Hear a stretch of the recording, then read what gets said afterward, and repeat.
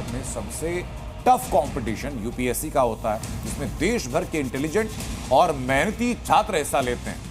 लेकिन कुछ ही छात्र इसे क्रैक कर पाते हैं और आईएएस आईपीएस जैसी नौकरी कर पाते हैं। अगर महाराष्ट्र की आईएएस पर आरोपी है, उन्होंने अपनी संपत्ति छिपा करके रिजर्वेशन का फायदा लिया, साथ ही आईएएस क्रैक करने के लिए विकलांगता के फर्जी सर्टिफिकेट जमा किए। इतना ही नहीं, महाराष्ट्र की आईएएस पूजा खेड़कर पर प्रोबेशन के दौरान मनमानी के भी कई आरोप लग रहे हैं।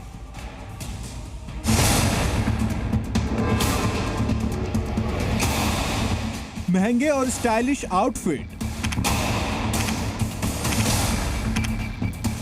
सोशल मीडिया पर वायरल तस्वीरें और अब ढेर सारे आरोप और विवाद। 2022 में आईएएस बनकर सैकड़ों लड़कियों के लिए रोल मॉडल बनी पूजा खेड़कर का खुद का करियर अब दांव पर है।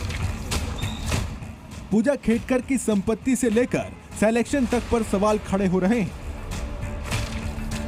पूजा खेड़कर जब बतौर प्रोबेशन आईएएस ट्रेनिंग ले रही थी, उस वक्त भी पूजा की तरफ से कार और स्टाफ को लेकर कई तरह की डिमांड की गई थी।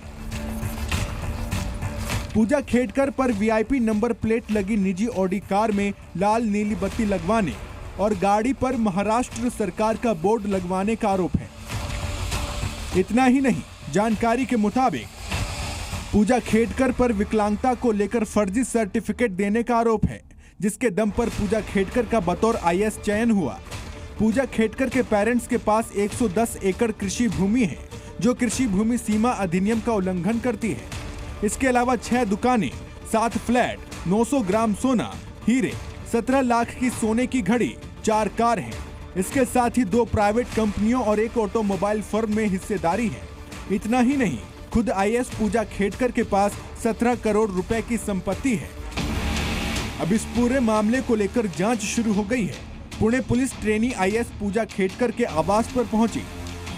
वहीं इस मुद्दे पर विपक्ष भी सरकार को घेरने में लगा है और मामले में जांच की मांग की जा रही है। एजेंसियों में ही गड़बड़ है, सिलेक्शन में गड़बड़ हुई है, झूठे सर्टिफिकेट की जांच होनी चाहिए थी। एक आईएएस का सिलेक्शन होता है यूपीएससी में, तो ये बहुत सारी जांचें बहुत एकदम कड़क होती है। ऐसी स्थिति में वो जो सर्टिफिकेट, मेडिकल सर्टिफिकेट लिया है, वो कैसे लिया है, वो गलत लिया है।